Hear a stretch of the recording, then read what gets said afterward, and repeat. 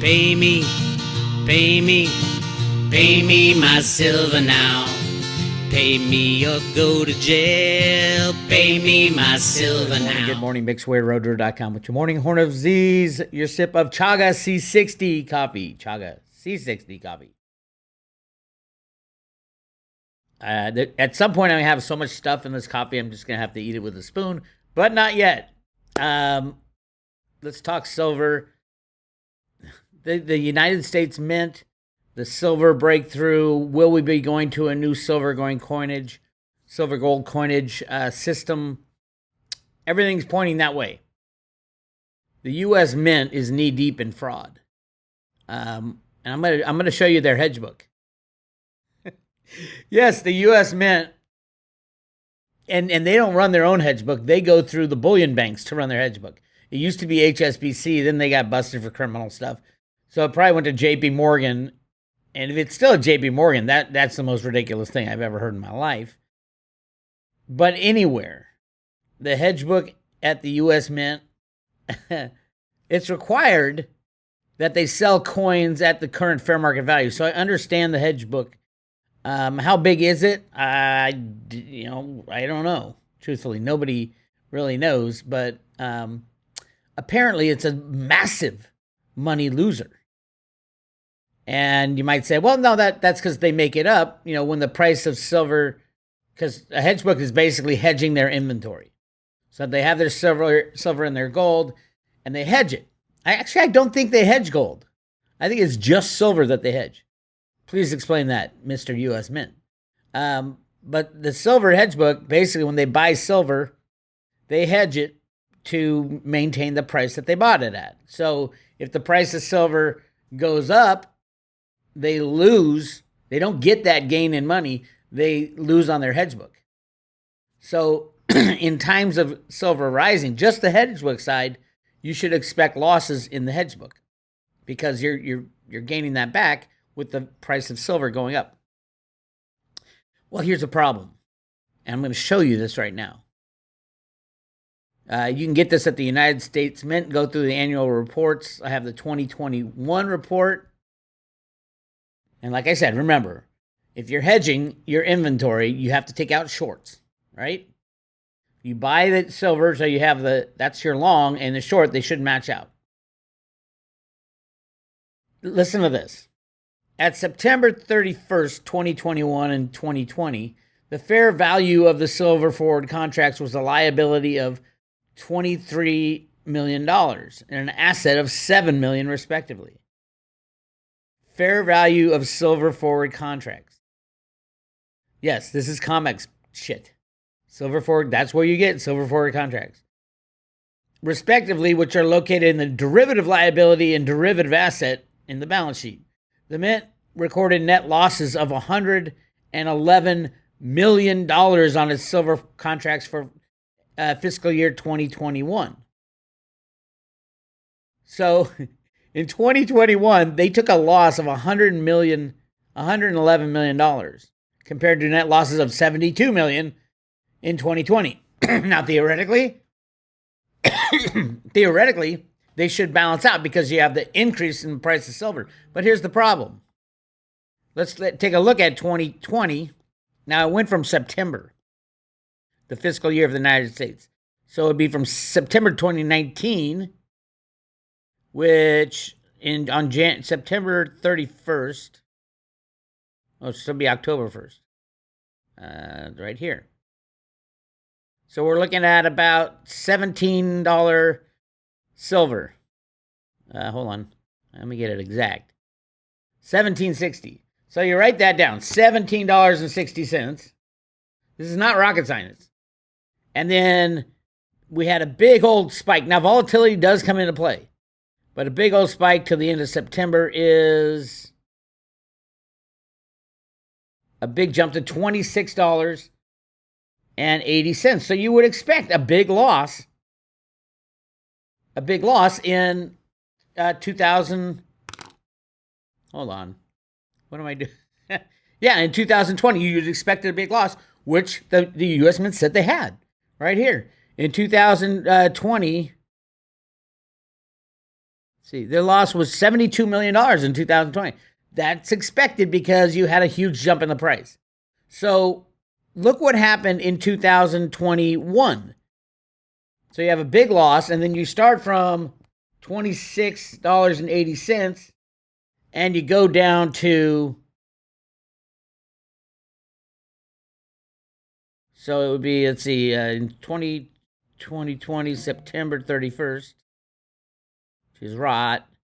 Well, it's 2680. We already did that. 2680. And then September 31st of 2021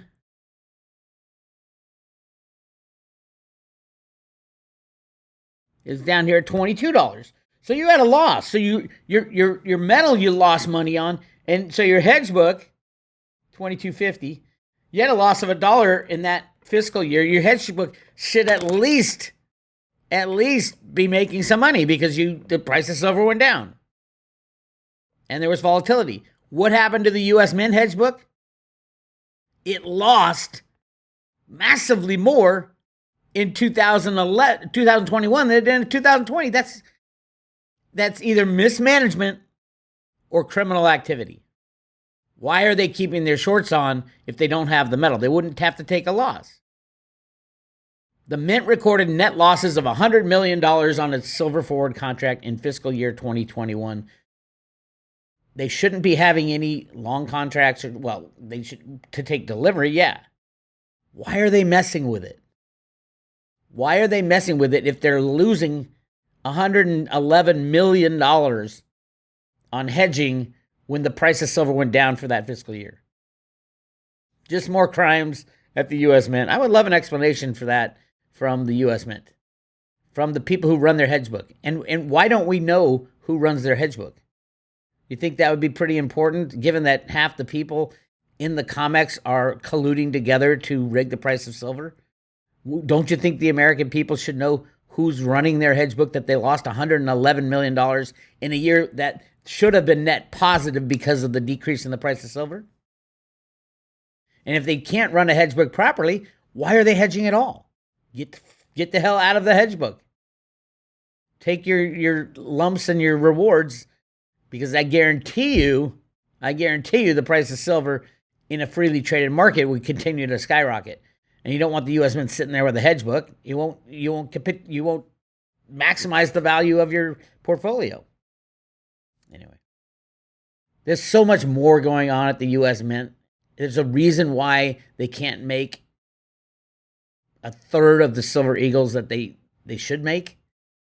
They should be making over 100 million eagles per year. They should be. And the premium should be no more than a couple bucks. The U.S. Mint legally is not allowed to make money on silver eagles. And you do notice in this part of the derivative financial instruments, at September 30th, 2021-22, the fair market value of the silver forward contracts. Now, a silver forward contract could be a short or a long, and they're losing money drastically. Are they helping to rig the prices? That's why they're losing money. They're taking hits. But why isn't there a gold forward contract? Because silver's the one that needs the derivative contracts to rig the market. There's no gold derivatives in the whole thing. In the whole report, it's just only silver gets derivatives thrown on it because silver's the most rigged market in the world. And oh, by the way, the U.S. Mint lost $111 million, not $111 million. How many ounces is that? Well, you don't know because that's the net loss.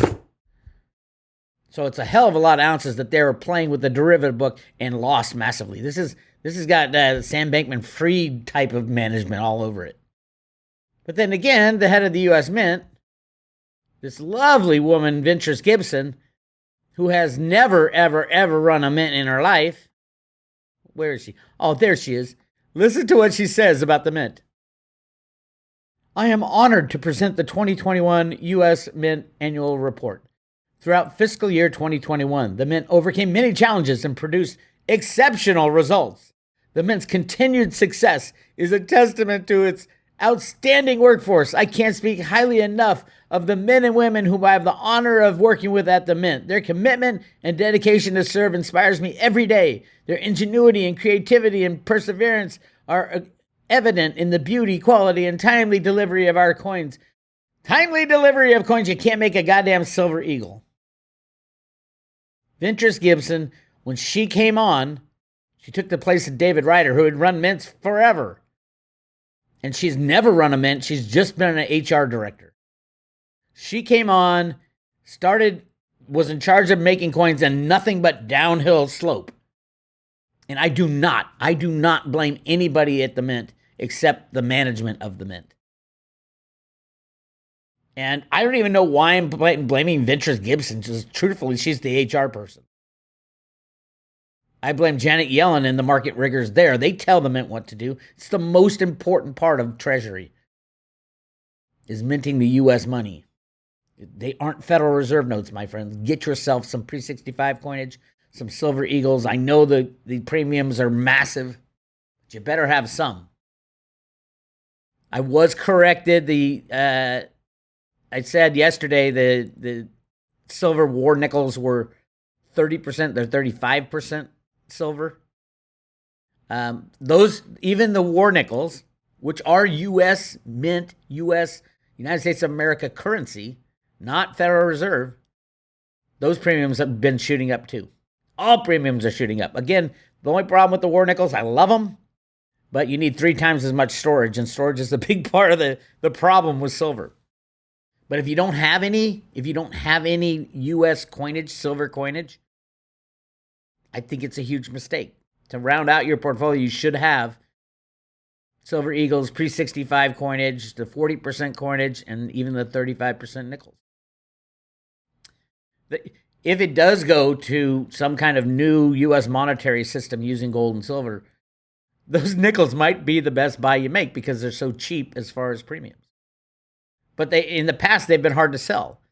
But again, if we go back to a U.S. silver and gold coinage system, which I think we are, I think the remake of the U.S. Silver Eagle has 2 things that shows we're headed there. Number one is that little blank spot in the bottom of the edge, which they can put a QR code right in there, etch it in there, or use the diamond dust stuff. There's all kinds of ways they can do that. That's for the anti-counterfeiting or the identifier. I mean, you don't want to walk around with silver dollars in your pocket, but if you have a QR code attached to a blockchain, you can use a millionth of an ounce of silver in a single transaction. And if the U.S. government holds on to that silver for you. And the other thing about Silver Eagles, the redo, which they had to shut down the mint for 1.5 years, and that was David Ryder did that right after he did it. Ventress Gibson, the HR professional, came in and ran the show and stopped making U.S. Eagles. Why? Because they don't want the people who are smart to get all the money of the United States of America. But I do think they have warehouses upon warehouses, vaults upon vaults of silver and especially gold Eagles waiting for this transition. Matter of fact, the original Road to Ruta documents had 3 documents. Wishes and Rainbows, the comic book. This is from the Fed Boston. And they're still there. The Road to Ruta Teacher's Guide. And number 3 was a little pamphlet called Banking Basics. Now, Banking Basics first came out in 1987, the same year they created the Silver and Gold Eagle Act. But in that pamphlet, in the redo of that pamphlet that came out on January 1st of 2007, it shows a picture of a girl walking into a bank exchanging 19 gold coins for green dollar bills. Not Federal Reserve notes. It doesn't say what they are, but it shows that transaction happening at something that looked like a bank. I mean, why would the Federal Reserve Bank of Boston do something like that? Because they know exactly where we're going. The end game always for the United States of America was the same reason and will have the same outcome as the original beginning game. In 1913, Woodrow Wilson signed the Federal Reserve Act for one reason. They found massive amounts of gold in the Grand Canyon, and it would have destroyed the entire financial system because they only had about 120 million ounces of gold circulating in the entire United States. And it wasn't really circulating. It was in the hands of mostly bankers. Hence the confiscation in 33. This has all been planned. Run that fiat monetary system as long and hard as you can. In the end, bang, blow up the derivative bubble that we have right now, which will destroy everything. Go back to a gold and silver standard. That's what the U.S. Mint is preparing for. That's why Ventures Gibson expanded Silver Eagle production massively, according to her. That's what she said in her letter I just got 3 months ago. Greatly expanded Silver Eagle production, and yet she only made 15.9 million coins, 1/3 of the capacity, and the lowest. And they're blaming COVID when they made almost double that in the COVID years, in 2020 and 2021. Even though they lost 111 million last year on their derivative book. It is a mess. But I think ultimately, in the end, when all this bullshit is gone, we will go back to a gold and silver standard. Gold and silver coin standard. Now, I don't know what's going to happen to bullion. There could be a lot of nationalization stuff in there. I don't think people would fall for it. And it's a global market. But according to the Road to Ruta documents, people will stop trading with the United States of America when this happens. I think all countries will stop trading in the end of globalization. And then I've been screaming it forever. Bring all our troops home, put them on our borders, and we have no problem. Now, Mexico is going to put their own troops on their borders because they don't want people coming into Mexico, because Mexico will be the richest country in the world. Why is that, Bix? Because they have the largest amount of silver in the ground that we know. Of course, they're going to want a wall. Like Trump said, Mexico's going to build the wall and Mexico's going to pay for the wall. They'll have nothing but money. I wouldn't be surprised if Trump didn't already do a deal with Mexico. They said, yeah, if you free the price of silver, we'll pay for that wall, no problem. Maybe that's already been done behind the scenes. Who knows? But the wall won't be to keep Mexicans from coming into the United States. It would be to keep the United States citizens from going into Mexico. The world is changing, and it's going to be a crazy new world. But I'm excited about it. Anyway, that's what's going on. Slight update on what's going on with the deliveries. We're looking at 25.6 million ounces. Again, they can add more. I would guess the total month will end up at 28 million ounces, maybe. Remember, there's 33 million ounces in registered. One of the reasons they were able to do this and get it down was this one, EFR, Exchange for Risk. They took 2,000 COMEX contracts, just 10 million ounces, and did a side deal with those and took it out so it wouldn't be delivered because they didn't have it. So we're looking at deliveries in the high 20s is my guess. So far, and you can see who it is. They've delivered, it's about 11 million ounces, almost 12 million ounces. And let's just see who the criminals are. Citibank, surprise, surprise. Who has the third largest derivative position? Last we knew from the OCC, it was Citibank. And then below that is Goldman Sachs. So what we can just see who the criminals are right now. Citibank, I think Bank of America might be done now. They might be done. Keep an eye on Bank of America because you won't see it in the OCC data because they're hiding. But it was all a one-year contract. That 1.2 billion ounces, I think they'll be done by the end of the year. JP Morgan took delivery for a customer. Nobody knows who that is.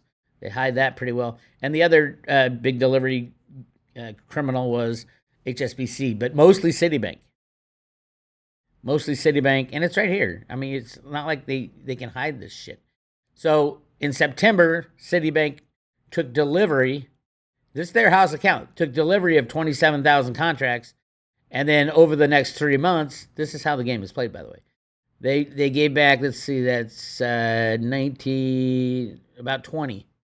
So they still have 7,000 or 700 contracts. That's 3.5 million ounces. Not a lot in the grander scope of things, but this is just a criminal game. And then as you can tell by the volumes, look, the volumes are going down now. I mean, they're still massive. You take, 70,000 contracts times 5,000, 350 million ounces of volume. That's crazy. You know, a lot of people switching over to the March contract, the next deliverable contract. Good luck. That's all I have to say. I don't think the COMEX will be in business in March, but we'll find out. We'll find out. There's still almost 15 million ounces to deliver. Since they did the 2000 contract EFR, I think they can make it, but we'll find out. Yeah. And looking at current registered, so 33 million ounces registered available for delivery. Probably have a 28 or so be delivered in December. Who knows what's going to happen? But everything is pointing towards now to be having physical silver in your own possession. Physical silver in your own possession. And cryptos, yeah, there are some great cryptos. Theta Network today, launching in 9 hours, will be the Meta chain. The Meta chain is going to change the world massively. Remember, Theta is way down like every other crypto, right? This is the time to buy, obviously. You want to buy low and sell high. But the future for Theta, they have done everything right. The Meta chain, what it does, it allows companies like Amazon or Netflix or GM or Ford or any company or any individual on the planet to create their own blockchain, but you don't have control of the approvals.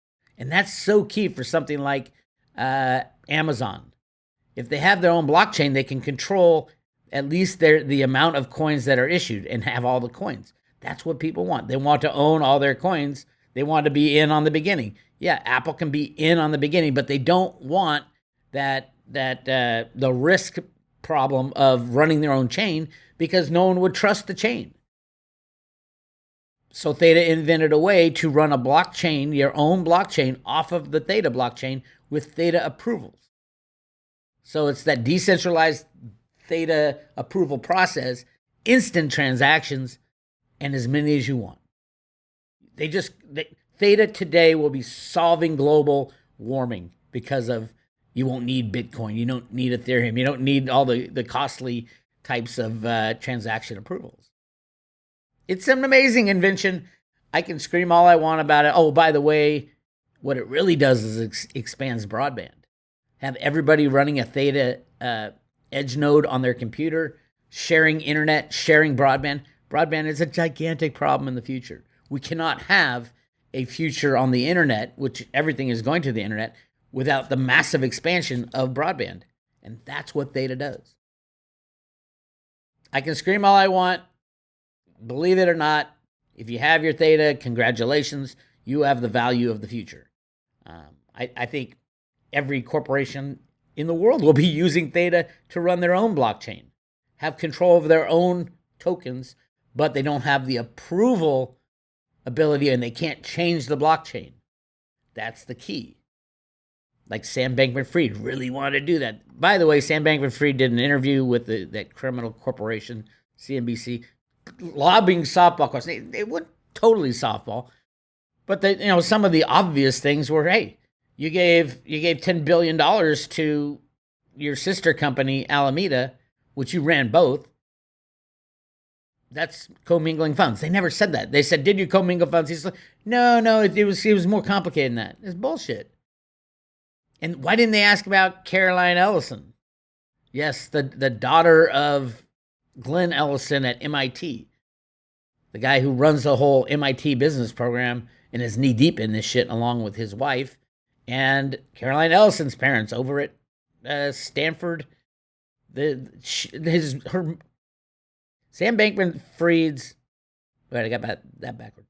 Sam Bankman-Fried's parents are over at Stanford. And oh, by the way, did you know that Sam Bankman-Fried's parents are gigantic anti-Trumpers and his mother is an attorney for Hillary Clinton? Whew!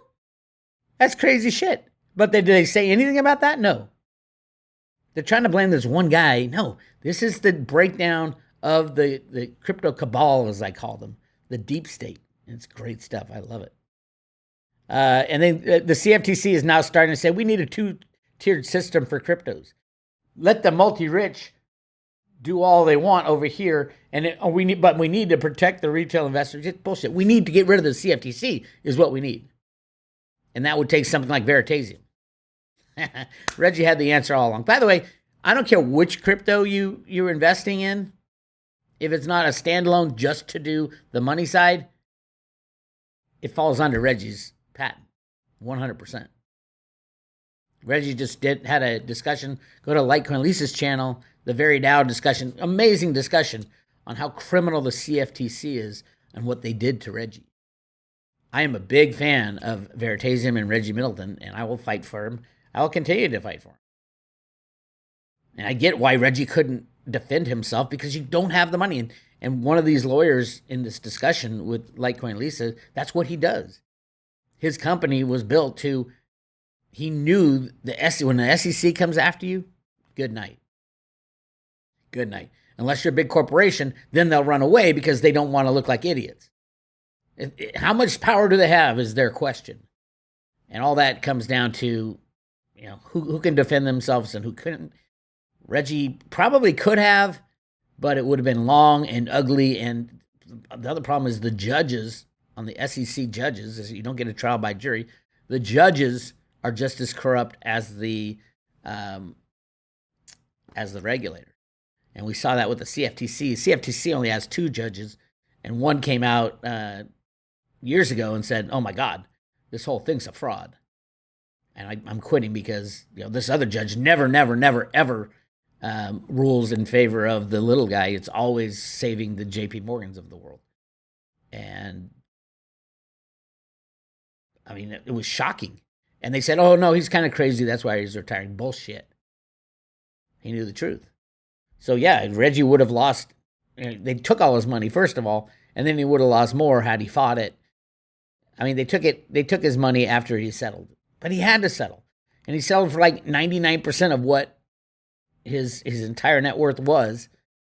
Whereas you have these criminal deep state companies like EOS and Tether who settle for ridiculously tiny amounts compared to, I don't think Tether has settled.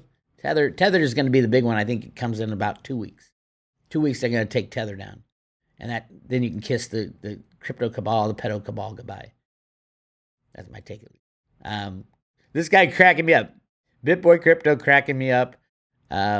He's running around trying to be an evangelist with, I guess he lost a lot of money in FTX, or he had his people go there. But he did find the vault at Tether when he was down in the Bahamas, and it wasn't guarded. There it is. There's the Tether vault. I mean, Tether shouldn't have a vault, I don't think. They don't. I don't think they hold any cryptos, or I mean, I don't think they hold any silver or gold, and it's part of their assets. I mean, it's all virtual money at Deltec Bank, which isn't true because that bank isn't even big enough. So Tether's a fraud, massive fraud, built by the crypto cabal, the pedo cabal that I've talked about for a long time. Some of it I can't talk about, but it's getting out, which I love to see. So keep an eye on that. Again, we have 9 hours till the meta chain comes, the world changes. It won't be overnight, of course. 99% of crypto people don't even know what Theta is. If it's not in the top 10, and because it's not part of the pedo cabal. The pedo cabal gets everything, but they're not part of Theta. They've been held out of that. That's why it's going to be so important. One of the reasons. Anyway, that's what I got for you. If you want to hear more about the behind-the-scenes stuff, go to roadtoruta.com. Click subscribe today. We'll send you the Silver Ruta coin. And on the private road, there's a section called Uncensored, Road to Ruta Uncensored. All there's good stuff in here. Cliff High interviews, putting the pieces together with the CFTC, and great stuff with Jenny and our man. If you haven't gone to Miles Franklin and talked to Andy Scheckman yet, do it. Get your silver. Oh my God, I can't stress enough. Silver number 1, crypto's number 2. Within crypto's number 1, by far, is Theta. And for insurance on cryptos, everybody should add some Veritasium. If you believe that cryptos are going to be our future, Reggie has the patent on our future. So absolutely get some Veritasium. That's it. Big Swear, roadtoruta.com.